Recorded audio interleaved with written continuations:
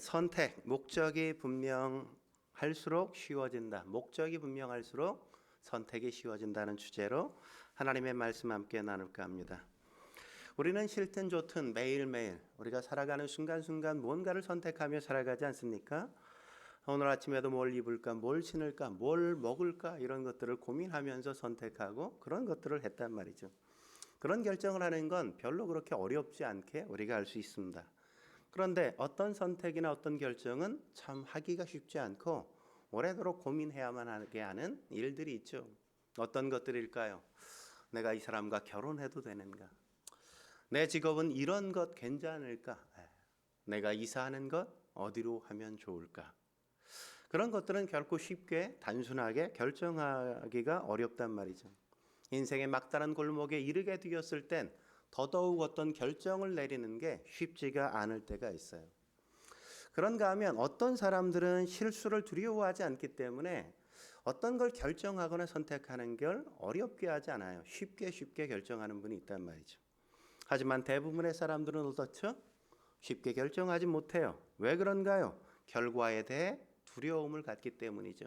그 결과에 대해 내가 책임질 수 있을까? 이런 두려움이 우리를 뭔가를 선택하고 결정하는 것에 늘 주저하게 만들기 때문에 그래요. 그래서 늘 사람들은 어떻게 행동합니까?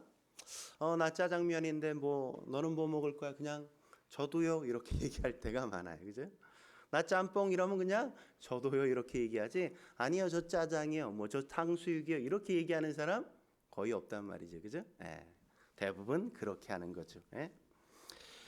그러다 보니까 예수를 믿을 때 역시도 늘 하나님이 모든 걸 다 선택해 주고 결정해 주기를 기대하고 바랄 때가 많아요. 남들이 늘 결정하고 선택하는 거 늘 따라가는 게 익숙하다 보니까 예수님을 믿고도 하나님을 믿고 나서도 그냥 하나님이 다 결정해 줬으면 좋겠어. 다 선택해 줬으면 좋겠어. 내가 선택하고 결정하는 게 너무너무 어렵게 그렇게 느껴진단 말이죠. 이 사람과 결혼해. 넌 신학교에 가. 오늘은 김밥과 라면 먹어. 이렇게 결정해 주는 게 마치 그게 신앙이라고 생각하고 그렇게 따라가는 게 편하다고 그렇게 여기는 사람들이 적지 않단 말이죠. 꼭 마마보이 같죠. 그렇지 않습니까? 그러나 하나님은 그렇게 잘 하시기를 원하지 않는단 말이죠.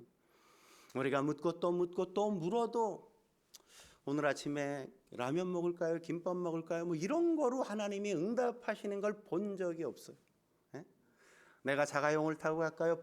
버스를 이용할까요? 이런 거 물을 때 하나님께서 응답하시지 않는다고요. 하나님은 어떤 때 응답하세요? 우리가 스스로 결정할 수 없는 아주 특별한 문제에 있어서 그럴 때는 하나님이 간섭하셔서 선택을 하게 하시고 결정을 쉽게 하시게 하시지만 보편적으로 대부분의 문제들은 너희가 자유롭게 기도하고 신앙 안에서 신앙적인 가치, 성경적인 가치관 안에서 스스로 선택하고 스스로 결정함으로 믿으면서 살기를 원하신단 말이죠. 믿음으로 살기를. 그게 복된 겁니다. 하나님이 침묵하시는 게. 그렇다면 우리가 바르게 선택하고 결정하려면 어떻게 해야 될까요? 저는 오늘 본문을 통해 그걸 배울 수 있다고 생각합니다. 여러분, 바울도 오늘 본문에 보면 끊임없이 선택의 기로 앞에 놓여 있는 걸 우리가 만나지 않습니까? 어떤 선택의 기로입니까? 4절 같이 한번 읽어볼까요? 4절 읽겠습니다. 시작. 제자들을 찾아 거기서 이레를 머물더니 그 제자들이 성령의 감동으로 바울더러 예루살렘에 들어가지 말라 하더라. 바울은 지금 예루살렘을 향해 가고 있어요. 근데 만나는 사람마다 바울에게 뭐라고 얘기합니까? 예루살렘에 가지 말라고. 다 만류한단 말이죠. 바울이 왜 지금 예루살렘에 가고 있죠? 두 가지 때문이죠. 첫 번째, 예루살렘에 기근이 들어서 예루살렘 교회 성도들이 너무너무 어려워져서 9개월 전에 구호 헌금을 부탁했다가 그걸 다 걷어서 그걸 전해주기 위해서 지금 예루살렘에 가고 있단 말이에요. 그리고 또 하나는 얼마 지나지 않으면 곧 유월절이 시작되기 때문에 유월절에 유대인들이 다 예루살렘 성전에 모여 유월절을 보내려 하기 때문에 그때가 복음 전하기에 죄의 적기라고 여겼기 때문에 그래서 지금 예루살렘에 가야만 된다고 생각하고 있는 겁니다. 우리 명절에도 그렇잖아요. 대이동이 있잖아요. 그것처럼 이스라엘도 마찬가지. 예루살렘으로 다 올라와서 성인이면 유월절 명절을 지키려고 했던 겁니다. 그러니까 그때보다도 복음을 전하기에 좋은 적기는 없다고 여겼던 거죠. 그래서 가려고 하는데 막고 또 막고 또 막고 또 막아요. 계속 사람들이. 이렇게 막으면 아유 굳이 내가 가야 돼? 뭐 이런 생각하게 되지 않겠습니까? 얼마나 심적인 갈등이 심하겠어요.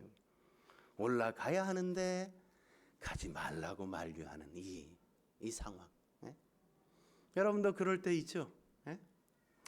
그렇다면 우리가 무언가를 선택해야 될 때 어떻게 선택해야 될까요? 첫 번째, 사람들의 말보다 하나님의 말씀을 기준 삼아 선택할 수 있어야 돼요.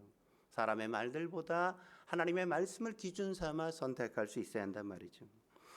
하나님은 본문을 통해 우리에게 도전하는 겁니다. 인생의 중요한 순간에 하나님의 말씀을 따라 너희가 결정할 수 있겠는가? 이렇게 말이죠. 여러분, 오늘 바울의 선택 역시 결코 쉬운 게 아니었어요. 왜 두로에서 7일간이나 머물러야 했다고 이야기합니까? 제자들이 간청을 했기 때문이라고 얘기하죠. 수십 명의 제자들이 찾아와서 예루살렘에 올라가지 마세요. 올라가면 안 돼요. 올라가면 어려움을 당해요. 제발 올라가지 마십시오. 그렇게 이야기했기 때문이잖아요. 4절 다시 한번 볼까요? 뭐라고요? 예루살렘에 들어가지 말라 하더라 바울더러. 이건 계속해서 강권했다는 겁니다. 한 번 말하고 그친 게 아니라 7일 동안 밤낮 가리지 않고 계속 사람들이 찾아와서 바울에게 제발 가지 말라고, 가면 안 된다고 그렇게 만류했단 말이죠. 그렇게 강권하면 뿌리치는 게 쉬워요? 뿌리치는 게 쉽지 않죠. 그런데도 바울은 그런 부탁을 뿌리치고 예루살렘을 향하여 갔던 겁니다. 어떻게 그럴 수 있었을까요?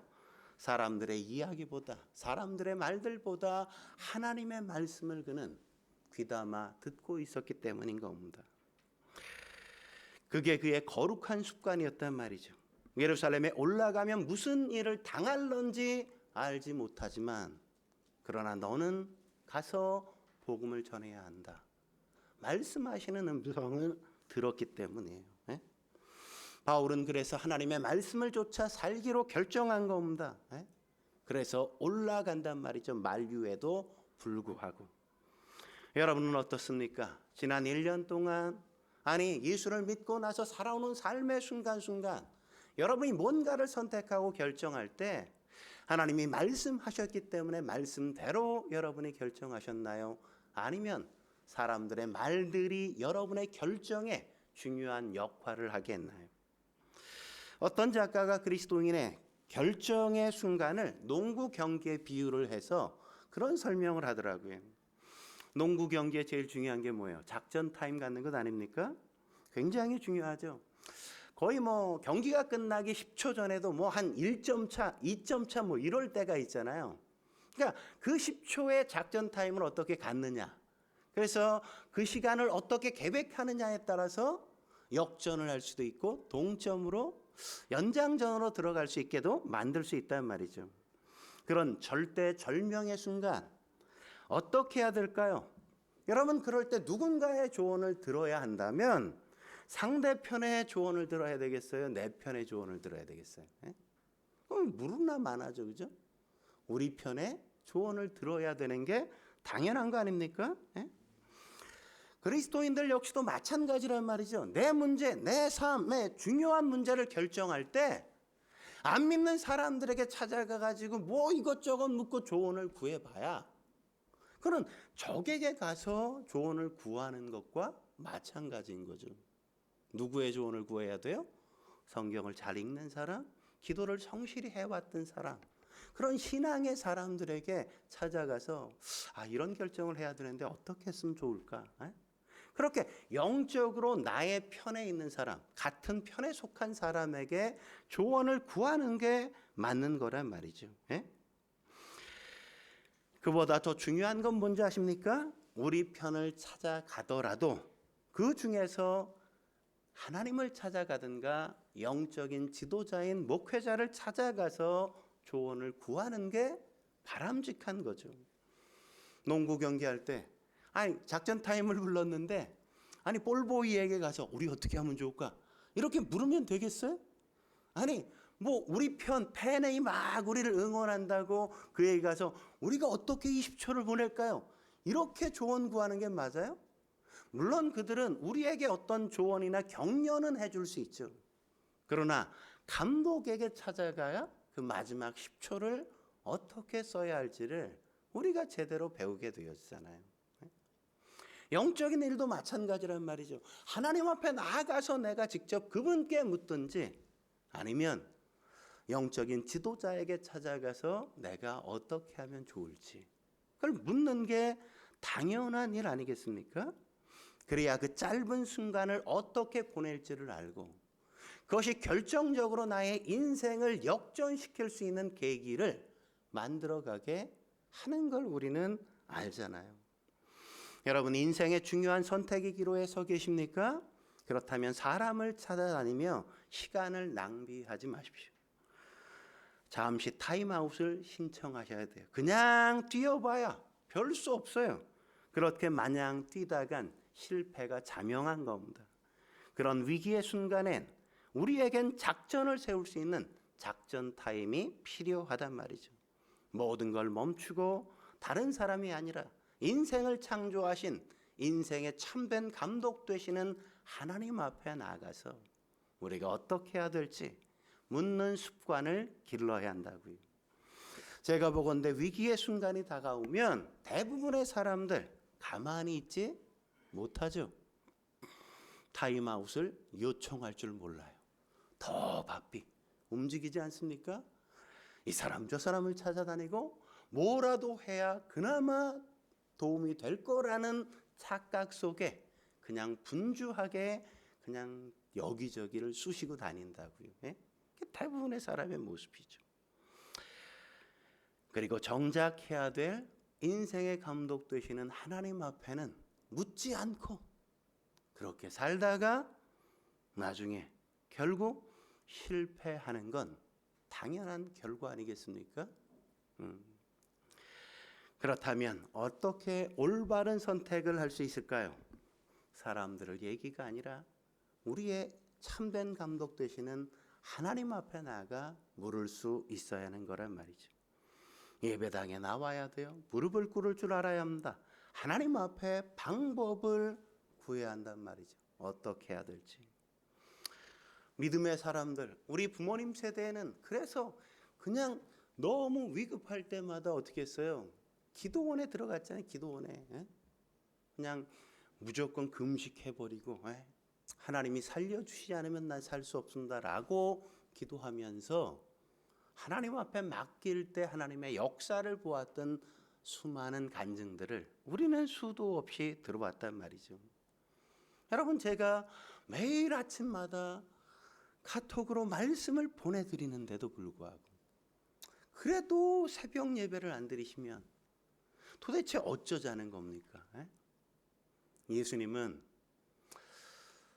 새벽 오히려 미명에 기도하셨다고 성경이 늘 기록하지 않습니까? 바울도 언제나 기도로 하루를 시작해 가잖아요. 다니엘 하루에 3번 기도하는 게 그의 삶의 습관이었어요.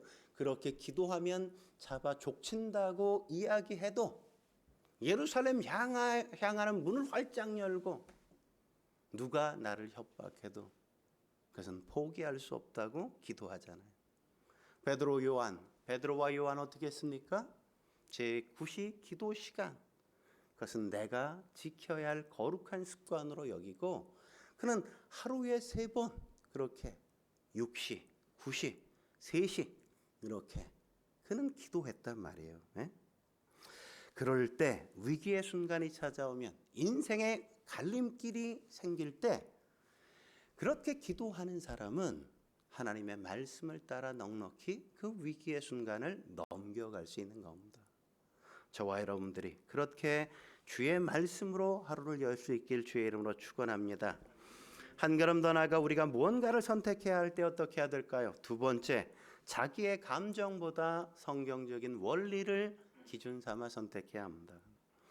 여러분, 바울의 입장을 생각해 보세요. 두로에 7일 동안 머무는데 얼마나 괴로웠겠습니까? 만나는 사람마다 예루살렘에 올라가지 마세요 라고 이야기하는 그런 이야기를 반복해서 듣는 게 얼마나 감정적인 소모가 심했겠어요. 예? 아마 감정이 그냥 다운돼도 아마 저 밑바닥까지 다운되지 않았을까요? 예? 아마 그걸 뿌리치고 떠나왔음에도 불구하고 바울의 마음 한켠에는 그들이 끊임없이 만류하는 게 마음속에 그냥 이미지로 남아 있었을 거예요. 내가 이렇게 선택해 가는 게 맞는 걸까? 아니면 내가 잘못 선택한 건 아닐까? 제자들의 말을 들었어야 하진 않았을까? 그냥 어지러운 마음, 아직도 흔들리는 마음을 답답하게 갖고 어쩌면 그래서 20년 동안 찾아보지 않았던 빌립 집사를 찾아갔는지도 모른단 말이죠. 빌립 집사에게 찾아가면 그래도 내 마음을 이해해주고 어쩌면 나의 어떤 의지를 지지해주지 않을까, 그래서 찾아갔는지도 몰라요. 근데 빌립 집사 집에 딱 가니까 혼기가 지나간 네 딸이 있는데 네 딸이 아직 다 결혼하지도 않았어. 왜 결혼하지 않았을까요? 보니까 주의 일을 하겠다고 시집도 안 간 거야, 네 딸 다. 와, 진짜. 그래서 그 딸들이 어땠어요? 굉장히 영적인 사람이었어. 영적인 분별력이, 영적인 능력이 뛰어났다고요. 미래가 어떻게, 예언의 능이 있었다 성경이 말하지 않습니까? 그래서 그들이 어떻게 해요? 가서 위로받고 지지를 받으려고 하는데 빌립과 네 딸이 그냥 바울을 붙잡고 올라가지 말라고 만류하잖아요. 또 어떻게 만류했다고 이야기합니까? 13절 같이 한번 읽어볼까요? 13절 읽겠습니다. 시작. 바울이 대답하되 여러분이 어찌하여 울어 내 마음을 상하게 하느냐. 그렇지 않아도 힘들어 죽겠는데 와가지고 그래도 지지받고 이해를 받고 그래도 그래 네가 잘한 거야 라고 이야기해 주기를 기대했는데 여기 왔는데 더 난리를 치네. 여자들이 다 붙잡고 그냥 울고불고 난리를 죽여. 여러분, 남자의 마음을 흔드는 게 뭐예요? 여자의 눈물 아니에요? 여자의 눈물이. 바울의 마음이 얼마나 흔들렸을까? 얼마나 감정적으로 힘들었을까? 그렇지 않아도 흔들리는 감정이 더 흔들려요. 여러분, 사람이 결정할 때 지정의 가운데 어떤 것에 가장 영향을 많이 받는지 아세요? 지식일까요? 감정일까요? 의지겠습니까? 많은 사람들은 의지의 영향을 제일 많이 받을 거라고 하는데 심리학자들은 말하기를 감정에 가장 큰 영향을 받는다고 그렇게 이야기합니다. 그래서 이게 문제가 되는 거예요. 감정은 어때요? 늘 똑같습니까? 아니죠. 그때그때 달라요. 그죠? 감정은. 그냥 날씨에 따라서도 달라지고 뭔 사람을 만날 때마다 감정은 늘 바뀌고 달라진단 말이죠. 목회자들을 위한 책 가운데 이런 책이 있어요. 목사님, 월요일에는 사표 쓰지 마세요. 그런. 월요일에는 목사님 사표 쓰면 안 돼요. 이런 책이 있어요. 사실 목회자가 주일을 지나고 월요일 되면 감정 소모가 너무 많았기 때문에 월요일에 제일 다운돼 있어요. 시간이라는 거예요. 그래서 월요일엔 감정적으로 제일 다운돼 있는데 스트레스를 많이 받고 난 이유인데 그런 시간에 뭔가를 결정하는 건 결코 바람직하지 않다는 거죠. 저도 마찬가지예요.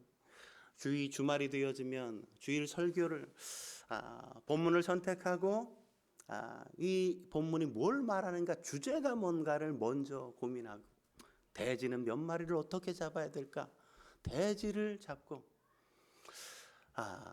그 다음에 서로는 어떻게 시작할까, 그리고 성도들에게 이 말을 했다간 혹 시험 당하는 성도가 있지 않을까. 그래서 썼다가 또 지우고 썼다가 또 지우고 문장 하나 단어 하나하나마다 성도 한 사람 한 사람을 마음속에 담고 이 이야기를 해야 될까 말아야 될까를 얼마나 고민하는지 몰라요. 사실 목사라면 어떻게 해야 돼요? 하나님이 그렇게 말씀하시라고 하시나 이걸 따라해야 되는데 이건 성도들이 그냥 쓰러질까 봐 이 말 듣고 또 괜히 시험 들어서 뭐 목사님이 나한테 또 뭐 이래느니 뭐 들으라고 이런 거 아닌가 뭐 이럴까 봐 그 연약해서 쓰러질까 봐 그것 때문에 그걸 늘 신경 쓰느라고 얼마나 신경을 많이 쓰는지 몰라요. 주일이 되어지면 새벽 4시 반에 저는 늘 일어나요. 설교 원고를 다 써놓고도 또다시 보고 또다시 보면서 수정하고 또 수정하고 단어 하나 문장 하나 다시 다 하나하나 몇 번을 점검하는지 모릅니다. 그리고 주일날 예배 시간에 설교를 하고 성도들 여러분과 교제하고 오후에 보내고 나면 마음이 허해요. 엄청 배고픈 것처럼 허전함이 막 밀려와요. 월요일 날은 완전히 감정이 다운돼 있겠죠. 목소리만이 아니라. 그래서 그런 책이 나온 겁니다. 월요일에는 사임하지 마십시오. 왜요? 감정의 기복이 심할 때, 다운되거나 열받아 있을 때 뭔가를 결정해서는 결코 바람직한 결정을 내릴 수 없다는 거죠. 응? 여러분도 마찬가지예요. 화가 난다고 이혼해 이런 말 하면 안 된다고. 화가 난다고 저 사표 쓰겠습니다 이래 버리면 안 된다고요. 화가 난다고 야 때려쳐 이래 버리면 안 된다고요. 근데 우리는 꼭 화났을 때 결정해. 화났을 때 질러버렸고 그러면 안 된다고요. 그러면 안 돼. 이건 그리스도인의 선택의 순간의 모습이 아니라고 바울은 오늘 우리에게 말하고 있는 겁니다. 여러분 어떻게 올바른 선택을 할 수 있을까요? 감정을 따르기보다 성경의 원리를 따라야 한다고요. 야고보서 1장 5절에 뭐라고 얘기합니까? 이렇게 말씀하죠. 너희 중에 누구든지 지혜가 부족하거든 모든 사람에게 후히 주시고 꾸짖지 아니하시는 하나님께 구하라 그리하면 주시리라. 어떤 일 내가 잘 알지 못할 때 지혜 없다고 하나님이 뭐라 그러시지 않는다고요. 지혜가 없는 거 괜찮아요. 지혜 없어도 상관이 없어. 근데 뭐가 없으면 안 돼? 묻지 못하면 안 되는 거라고요. 누구에게 구해야 돼요? 하나님께 구할 수 있어야 돼요. 뭘 구해라고 이야기합니까? 바로 뒤 1장 야고보서 1장 19절에 뭐라고 이야기합니까? 이렇게 얘기하는 걸 우리가 확인할 수 있잖아요. 야고보서 1장 19절 같이 읽겠습니다. 시작. 내 사랑하는 형제들아 너희가 알지니 사람마다 듣기는 속히 하고 말하기는 더디하며 성내기도 더디하라. 무슨 얘기예요? 감정이 격해진 상태에서는 입 다물고 있어야 된다고요. 어떤 결정을 내리면 안 된다는 이야기를 하는 거죠. 그땐 오히려 뭘 해야 돼요? 하나님 성경적인 원리를 제게 가르쳐 주옵소서. 깨닫게 해 주옵소서. 그렇게 하나님 앞에 기도할 수 있어야 한다고요. 바른 결정을 하는 건 결코 쉬운 일이 아니에요. 그런 건 결코 간단한 일도 아닐 수 있단 말이죠. 여러분 중요한 결정을 앞에 두고 계십니까? 그러면 먼저 무릎을 꿇어야 돼요. 하나님 앞에 물을 수 있어야만 합니다. 그분은 꾸짖지 않는다고요. 그분이 말씀하실 때까지 좀 기다릴 줄 알아야 돼요.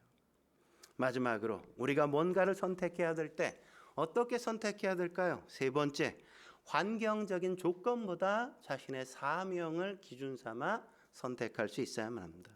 환경적인 조건보다 자신의 사명을 기준 삼아 선택해야 된다고요.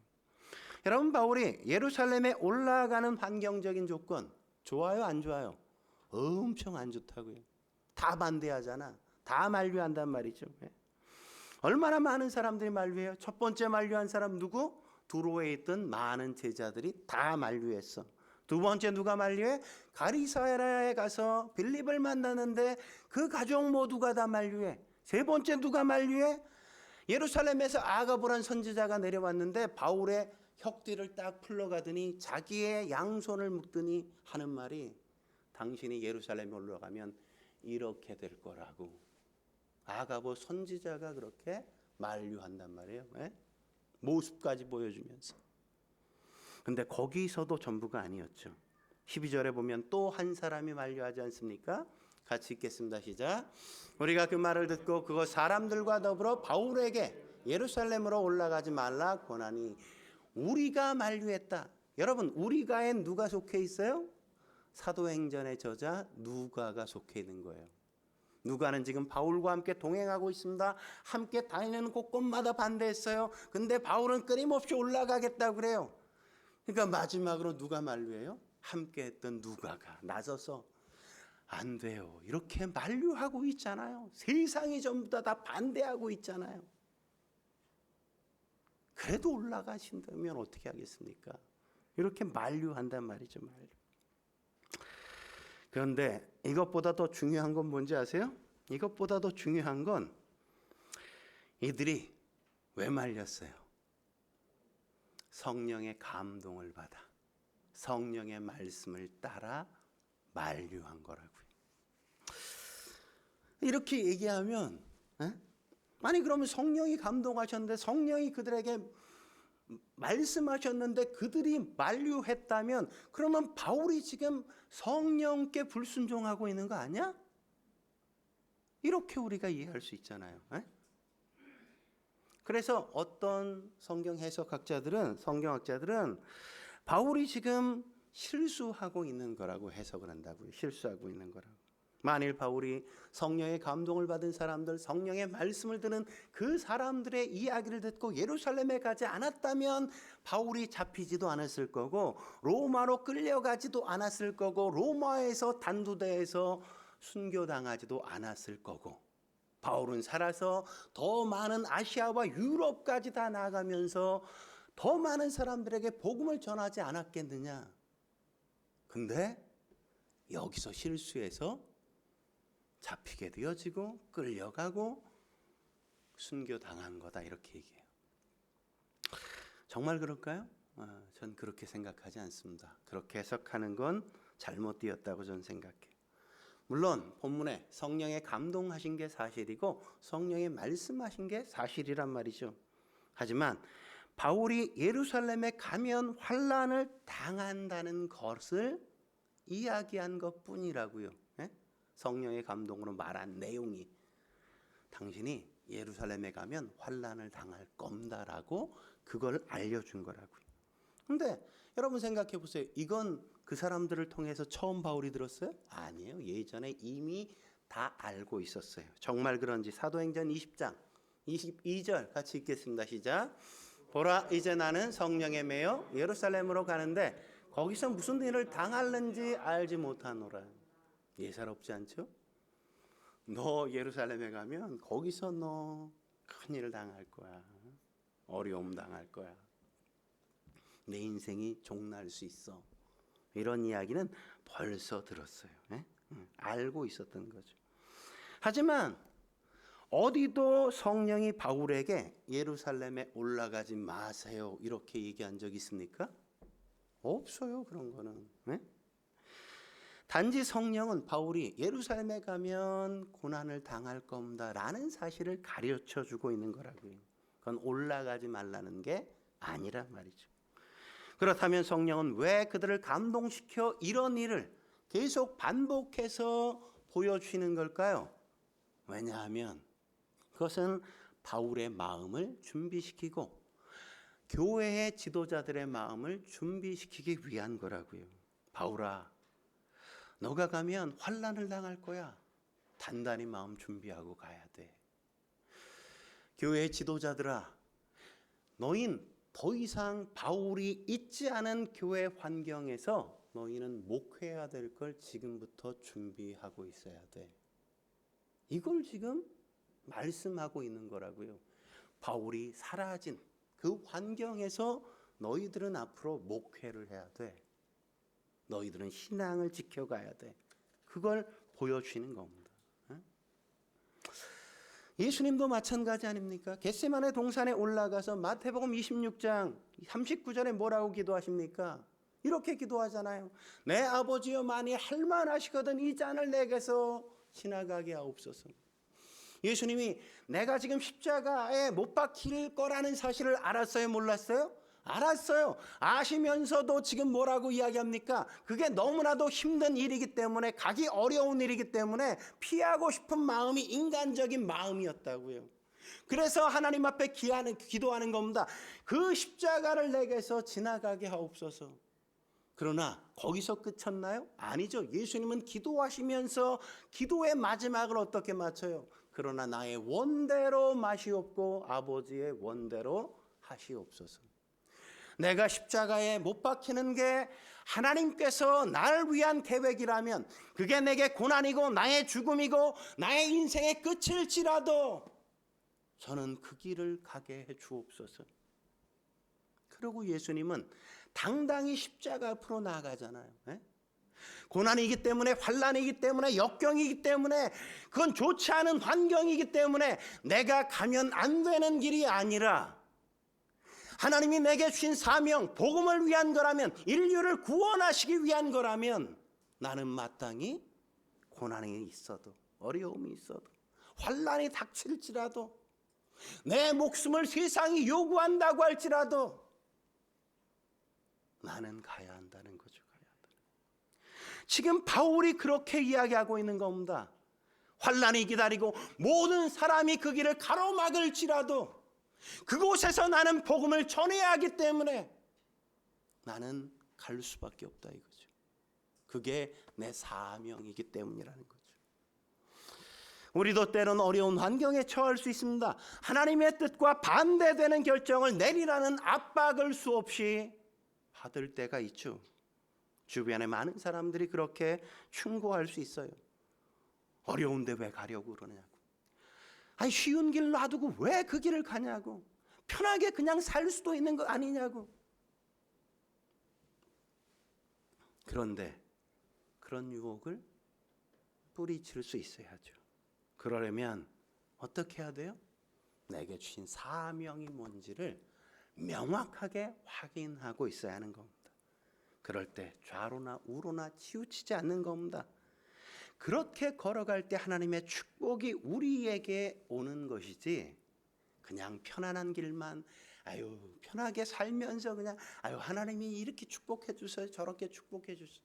그건 하나님이 축복해 주신 게 아니라 내가 그냥 편한 삶만을 찾아 그냥 내 멋대로 산 것이지, 그게 하나님이 축복해 주신 건 아니라고요. 여러분, 야곱과 리브가 보십시오. 야곱은 어머니 뱃속에 있을 때부터 사명을 받지 않았습니까? 그리고 그는 태어났단 말이죠. 그래서 야곱과 리브가는 늘 자기의 사명을 기억하고 기다리고 있었어요, 그때를.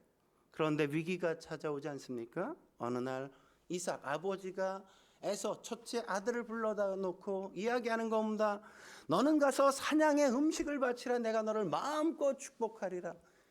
아버지의 축복권을 마지막 장자에게 내려주겠다고 둘째 야곱은 제키고, 그 이야기를 어머니가 몰래 엿듣다가 이게 위기가 닥치잖아요. 지금까지는 사명을 위해 기다려왔는데 그 이야기를 듣자마자 이랬다간 큰일 나겠다, 안 되겠다, 그래가지고 그냥 고기를 내가 요리해 줄 테니까 야곱 네가 가지고 아버지한테 털옷 막 양옷을 막 입혀가지고 들어가서 아버지 맛있게 먹게 하고 네가 축복기도 받아야 돼, 이러고 가서 받죠. 그 결과가 뭐죠? 리브가는 더 이상 야곱, 자기가 사랑했던 아들을 떠나보내고 그 이후로 더 이상 볼 수가 없었더라요. 리브가는 아들을 보지 못한 채 그냥 죽어갑니다. 야곱도 어머니의 장례 전에 장례식조차 찾지 못하고 그냥 어머니를 떠나보낼 수밖에 없었단 말이죠.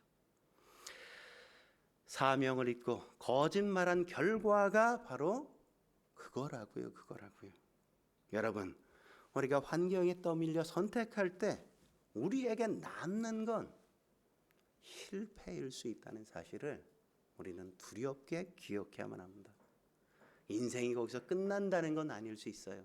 인생은 더 이어지죠. 그러나 하나님의 시간엔 그는 더 이상 의미 없는 인생만 남은 것이지, 하나님께 의미 있는 족적으로 그의 인생을 들어 쓰시는 일로는 더 이상 존재하지 않을 수 있는 겁니다. 풍파가 몰려와도 어려움이 닥쳐와도 어렵더라도 사명을 붙들고 살아갈 때 행복이 있죠. 기쁨이 있죠. 보람이 있죠. 사는 의미가 있는 거죠. 하루 더 산다고 무슨 의미가 있겠어요? 예? 뭐 좋은 거 뭐 먹는다고 그게 뭐 무슨 가치가 있습니까? 내가 하나님께 의미 있게 쓰임 받는 게 아니라면 그 모든 건 의미가 없어요. 예? 우린 늘 그 두려움, 그 불안 속에 늘 끊임없이 우리는 사로잡혀 있잖아요. 유혹 속에. 여러분 11조는 뭐예요? 하나님의 것이죠. 내게 아니야. 그거는 선택. 내가 헌금이라고 드리는 게 아니라 그냥 하나님의 것이라고 그냥 내놓는 거예요. 근데 그걸 안 드리면 나는 하나님의 것을 도적질한 거죠. 근데 그걸 안 드리면서 우리는 어떤 유혹이 있어요? 그걸 안 드리면 내가 조금 경제적으로 더 넉넉해질 것 같다는 그런 마음이 있지 않습니까? 네?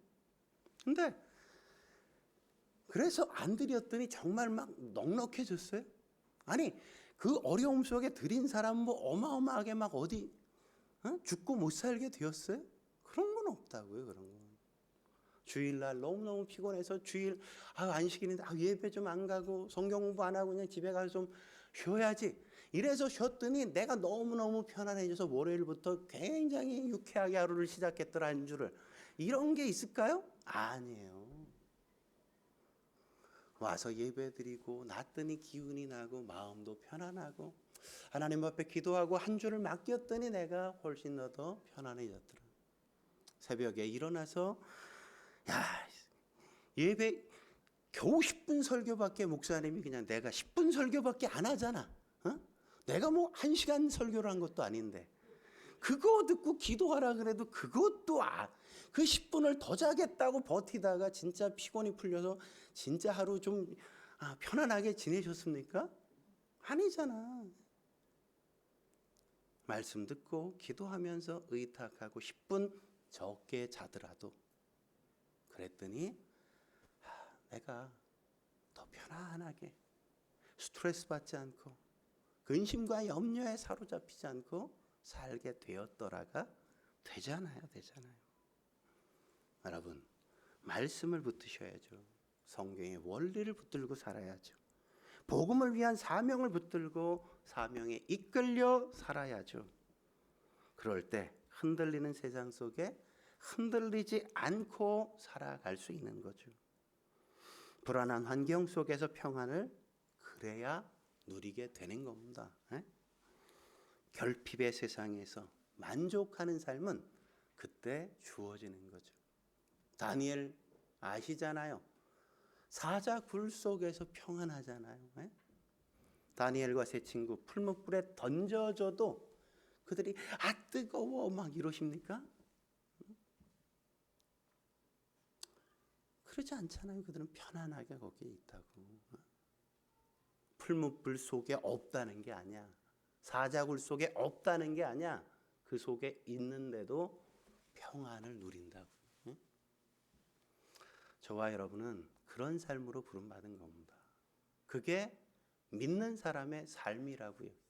믿는 사람은 그렇게 살지 않으면 불안하고 두렵고 스트레스 받고 늘 힘들어요. 예수 안 믿는 게 나을 수도 있을지 몰라. 그럼 차라리 그게 더. 저와 여러분들이 그렇게 올바른 선택을 통해 믿음의 삶, 은혜의 삶, 평안의 삶 누리실 수 있길 주의 이름으로 축원합니다. 기도하시겠습니다. 거룩하신 하나님 아버지, 오늘도 주님 앞에 나와 엎드려 예배하며 주님 바라보게 하시니 감사합니다. 우리가 믿음의 선배인 바울처럼 그렇게 세상이 다 만류할지라도 환경이 다 막을지라도 내 감정이 완전히 번아웃 될지라도 하나님의 말씀과 성경의 원리를 따라 우리에게 주신 사명을 따라 살아갈 수 있도록 주여 도와 주옵소서. 그래서 하나님의 역사를 보게 하시고 그 속에서 하나님의 일하심을 맛보며 하나님이 하셨습니다라고 고백할 수 있게 주여 도와 주옵소서. 오늘도 함께 하실 주님 기대하며 예수님의 이름으로 기도드립니다. 아멘.